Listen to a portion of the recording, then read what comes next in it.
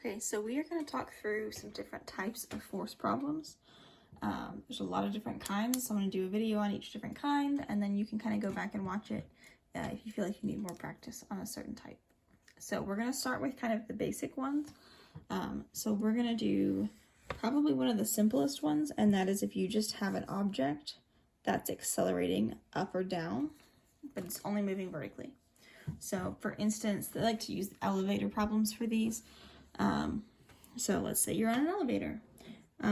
If you are on an elevator, you have gravity pulling down and you have normal force pushing up. Okay, so if you were standing on a scale essentially is a way of measuring the normal force acting on you. So if we are on an elevator, and let's say the elevator is accelerating upwards at 1.75 meters per second squared. Let's say you have a mass of 75 kilograms. And we want to know, what would you weigh?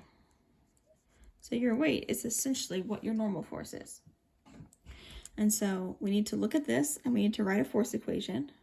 And then we're going to figure out what would your scale read if you're moving vertically at that acceleration. So our force equation is going to be Fn minus Fg equals ma. Okay, so if we're solving for normal force, we can take this equation. I'm going to move the gravity over. So Fn equals ma plus, and I'm also going to substitute. We know that Fg is mg, so I'm just going to go ahead and do that in the same step. Occasionally I'll combine two things in one step just to make it easier. And so I have mass, acceleration, mass, and g. Those are all things that I know, so I can just plug in here. So I have 75 kilograms times 1.75 plus 75 times 9.8. So I can see that I'm going to weigh more on this scale if I am accelerating upward than if I were not accelerating upwards. So this comes out to 866.25. That sounds like a crazy huge amount. If you were just standing still, this 75 kilogram person would weigh 735. So you're not like crazy over that. 735 is a reasonable weight for a person. We're just not used to using newtons. And so we're going to round this to 870 for our answer, just because of what we have here. And you can see in this problem that if you were going down and you had negative acceleration, you would weigh less. And so if you're in an elevator, you feel that when it starts to go up, you feel like you get heavier for a second. And then when you're going to the bottom and you stop, you're also accelerating up. It feels like you get heavy for a second. When you get to the very top, you actually feel lighter for a sec. Or when you start accelerating downward, let's say you're going from third floor to the first floor, when it first starts moving, you feel light for a second. So that's because the normal force is either pulling extra to make you accelerate upward, or it's pulling less than normal to make you slow down, or if it's going opposite the direction. So if you're on the top, you start going down, the floor doesn't have to push as hard, basically, because you're accelerating downward. So that's an example. Another example is sometimes like you're fishing and you have a fish that's on your string, and how hard you have to pull your string up. Or sometimes it'll say the maximum string that a thing can hold is, I don't know, 500 newtons. How fast could you accelerate this fish out of the water? Those kinds of things. So if they're just vertical, there's no horizontal forces.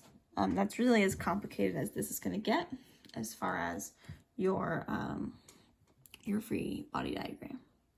The other one I want to look at is if we are on a flat surface and we don't have any angles. So like if we're on a flat surface and we're pulling sideways, that's kind of the next simplest version. So let's say you're pulling something, let's say in our lab. So we talked about this in lab.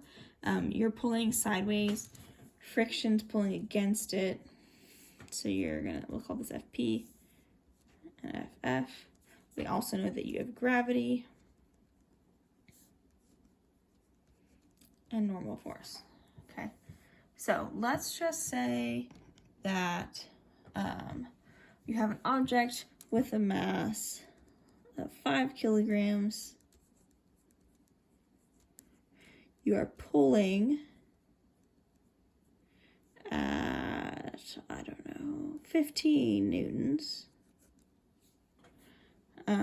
Let's say your coefficient of friction is 0.2. And I think that's all you need. And I want to see, what is the acceleration of the object? So is it speeding up? Is it slowing down? Is it going constant velocity? We don't know. So let's go ahead and figure it out. So we have two force equations. So again, we've talked about doing this. Let's do x first. So you have FP minus FF equals MAX. And then you have Fy equals Fn minus Fg equals MAY. Now, when you have something like this, you want to think about, is there either direction that I'm not accelerating? So keep in mind, not accelerating means you're not moving in that direction, or you're going a constant velocity in that direction. So in this case, this block is moving along the table. It's not going up and down. So if it's not going up and down at all, that means this net force is 0. If this is 0, that means that Fn and Fg must be equal. Okay, remember we assumed that last unit. This is y, but if this is not 0, then they're not equal. So like in this problem, Fn and Fg were not equal. Let's go up here. Fn and Fg were not equal because A was not 0. So that was not true. It was MA plus this piece here. So again, this one is 0 though, because it's not moving vertically. Okay, so if we want to find the acceleration, that means we must be looking for that acceleration. So let's take this equation. I'm going to rewrite it to keep everything together. So generally what I recommend is start substituting the equations that we know into this equation. So FP is just a number. We don't have to substitute anything there. FF, we have an equation for that. So it's going to be mu Fn equals MAX. So M, we know, A is what we're looking for. So Fn, we also have an equation here. We know Fn and Fg are equal. And another way of writing Fg is Mg. So that means here, where we have Fn, we can plug Mg in there, and it's still true. Because if you take an equation and you substitute an equivalent equation, it doesn't change the meaning. Okay, so we've got that. So we have Fp, which we know. We have mu, which we know. We have M, which we know. We have G, which we know is 9.8. And we know we're looking for A. So all you gotta do is divide M over. Okay, cancels on this side.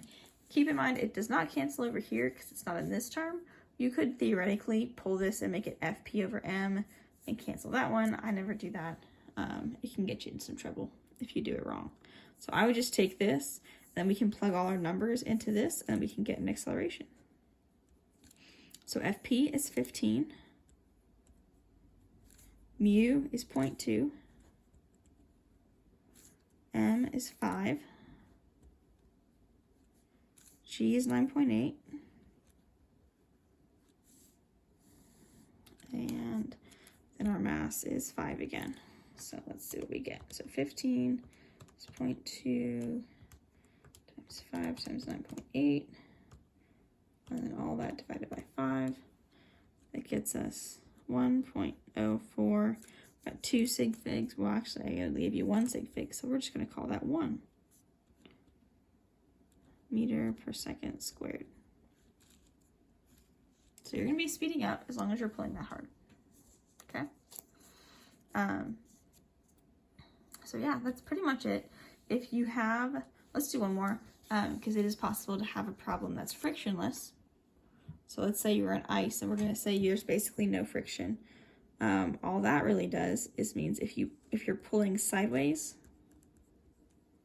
you've still got gravity and normal force like normal. It's just that you don't have a balancing one here. So our x equation is just going to be FP equals MA. I don't have anything slowing it down.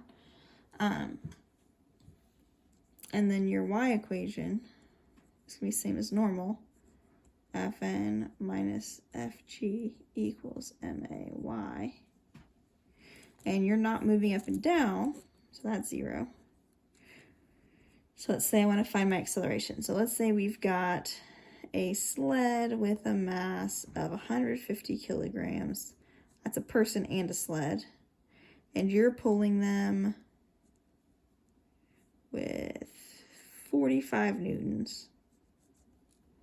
We want to see how fast would it accelerate. So let's look at this equation. FP, M, and A. Wow, look, I don't actually have to do anything other than plug in here and solve for A. So I only have 3 variables in this equation. And so I just divide my M over. So this is a case where the net force is equal to a single force. That is possible. So my FP would be 45. This would be 150. And I get 0.3 meters per second squared. And then keep in mind, you could at any point, technically 0.30, be asked to solve a motion problem with that number. So I could say, like, I'm pulling with 45 newtons and the person and the mass, or the person and the sled have a combined mass of 150 kilograms. How long would it take to go from rest to a distance of 30 meters, something like that. And then you can do a motion equation once you've found your acceleration from that problem. Okay, so that's pretty much the simple, like no angles, no nothing, all vertical or sub-horizontal, no trig, basic kind of problem.